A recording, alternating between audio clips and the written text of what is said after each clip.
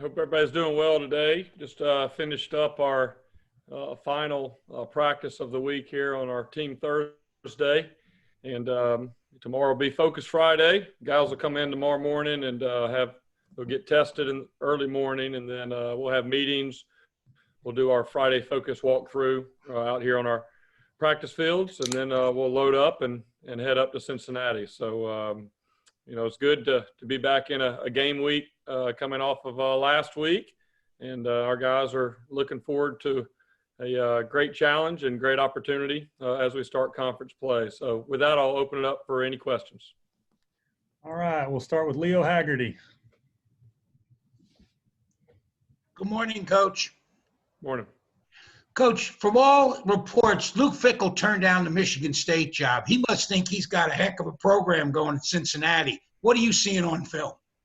Well, he may have better players at Cincinnati than he would at some of those other jobs. He's done an excellent job. I've admired his work, I guess I could say, for years as I was at Clemson and he was at Ohio State. He has a great reputation as a ball coach, and then also now as a head coach and a leader. And, someone like myself that's just joining the American Conference in my first year as a head coach and kind of getting our program going under, my staff's leadership.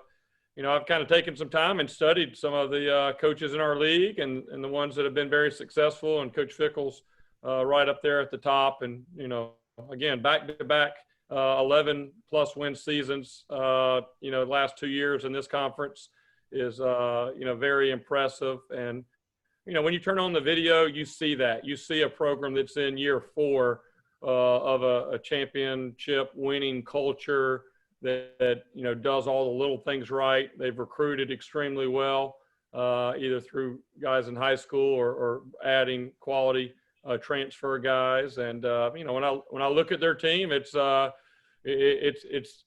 something that I want to be sure to build our program to look like that one day, coming off multiple 11-win seasons. That would definitely be a goal for myself and our program. Nathan Bond.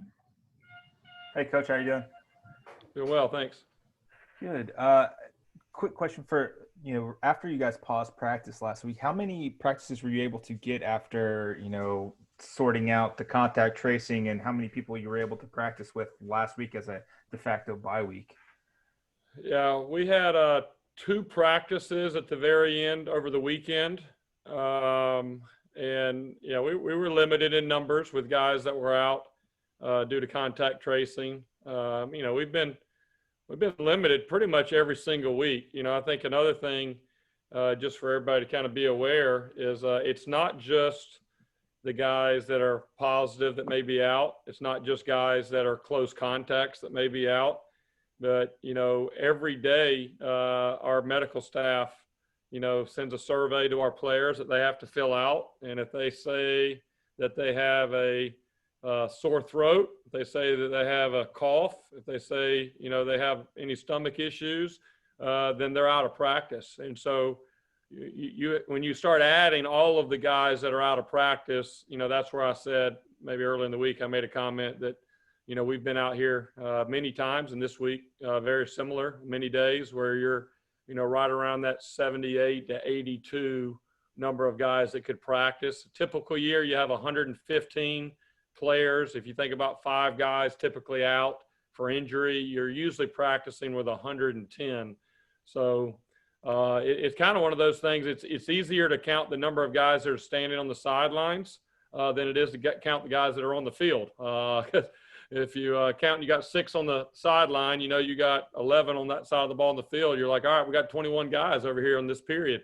And so it's very unique. I've never coached in the NFL, but I could just imagine talking to a lot of those coaches that are working with small and tight rosters. It's definitely a challenge. And I told our staff, if we ever do get back to a point of normalcy where we can have 110 or 115 guys out here, we'll probably appreciate it a whole lot more. And, with that, I got to give a special shout out to our scout team guys, because really both sides, offense and defensive scout team, there's probably 12 guys for 11 spots. So these guys are going almost the entire practice, and they know they're not going to play on game day.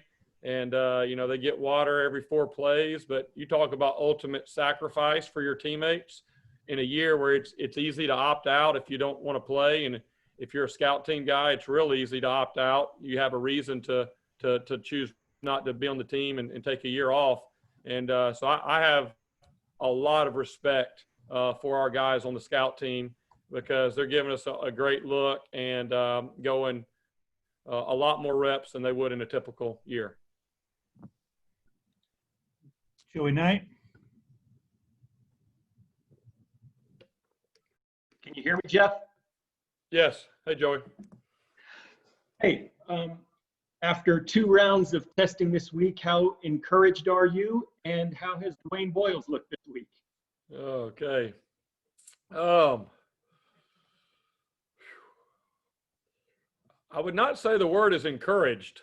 Okay. The word is resilient.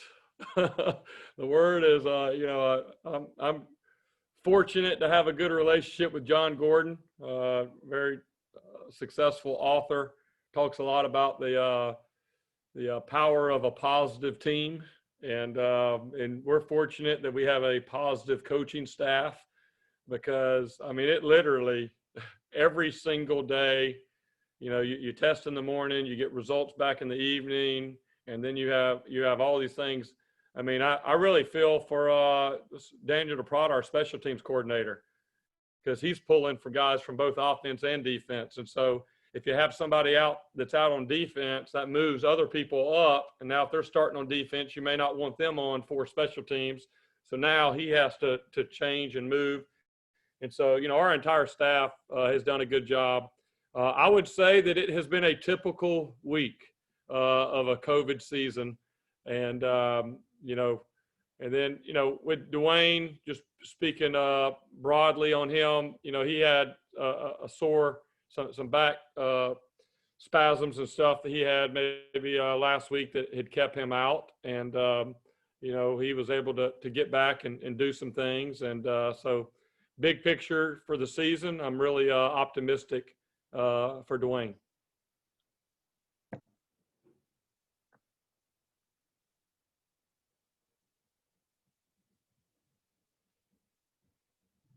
Will Turner. Good morning, Coach. Now that you're 4 or 5 weeks into this season and you've kind of seen the landscape across college football, what do you think has been the biggest holistic challenge across the entire college football landscape so far? Yeah. I think the one thing we have in common is we're all dealing with it, right? I saw where NFL game is being postponed, right? And they've got more money than anybody trying to play football in the entire country. And, and they, even as tight as everything is, you're going to have these things that come up. So I think the thing I would take from the whole country is that we're all going through this. Probably the biggest challenge is just, especially, the top 10 programs, they have enough depth, right? I came from one of those at Clemson. They have enough depth where if you come up and say, hey, you got 3 starters out on defense, 2 starters out on offense, they're, oh man, we're going from a 5-star to a 4-star. Okay.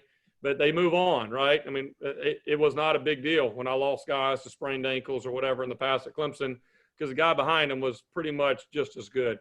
When you leave the top 10 programs in the country where the rest of us are, you really as a coach need everybody that is healthy in a normal year to have everybody to have a chance, right, to go compete against some of these big opponents.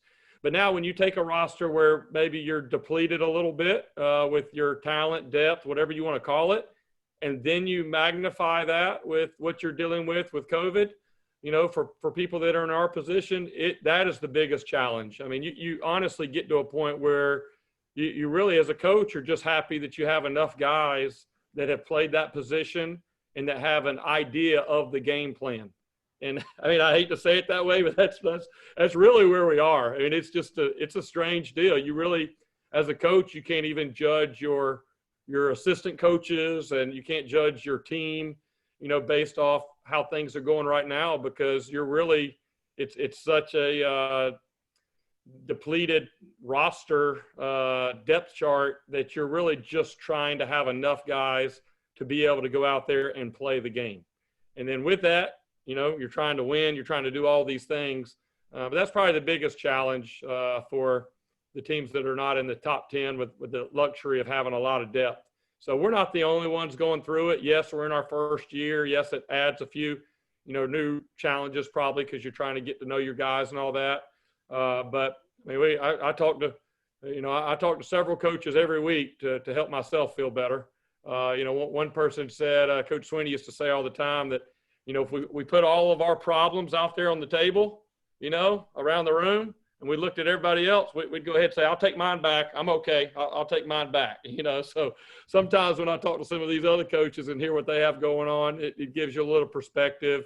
And again, you just got to go in the right mindset that, hey, number one, we got to keep our players and guys safe. We can't press the issue. We can't cross the line. At the end of the day, it's about keeping the guys safe, number one, and then about playing football, number two. And so as long as that stays your priority for this year, it is what it is. And hopefully we'll get out of this at some point and move on to the next step. Leo Haggerty. Coach, because of the COVID-19 situation, has the AAC allowed you to travel with a larger roster to away games? So we have one of what I know is one of the highest limits of all conferences. We have, well, maybe some other conference might have changed. Our current limit is 72, and all of our coaches, I think, felt comfortable with that. That was a decision that we made. Previously, as far as I know, we did not actually have a limit for traveling in our conference. And then I think just with everything going on with COVID, we needed to have some type of number on it so we could kind of, keep control of certain things. And so we ended up going with the highest limit at the time, which was 72.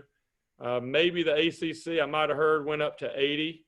But I'm trying to find 72 guys to put on the plane that know what we're doing. So that's not an issue for us right now. Nathan Bond. Coach, you mentioned earlier this week that Cade Fortin would be available, COVID notwithstanding, anything kind of pop up. How has he looked in practice, and is he still on track to be available on Saturday? Yeah, as of today, again, we have one more test and all that tomorrow. He should be fine because he's already been through a lot of that stuff. So we expect him to be available, and he's done a good job. He's gotten a lot of reps this week in practice and has done a really nice job along with the other guys. And, all I've really said up to this point is that he's going to get an opportunity Saturday, and that he's not going to be the only one that gets an opportunity Saturday. I plan to play multiple quarterbacks and, hopefully feel more confident coming out of this game than maybe where we are right now on having, one quarterback that we feel like can go lead us on offense to be as explosive as I feel like we have the potential to be. Leo Haggerty. Coach, my last question today, and thank you for your time.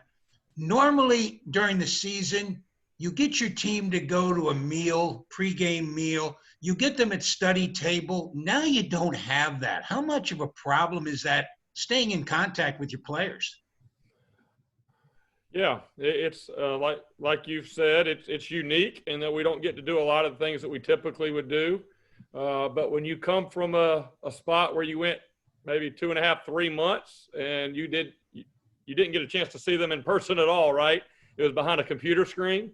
So just being able to see them at practice and in the meetings, and obviously whenever we travel, that you don't take that for granted for sure. Now, do we want more time together? And how we meet and all those things are not ideal. We are fortunate that we have the Yingling Center across the parking lot so that we can actually have team meetings and special teams meetings together. We spread out over the entire one side of the Yingling Center. So we're fortunate to have that right here. to be able to do that. But, we haven't met in the team room here at all with the entire team.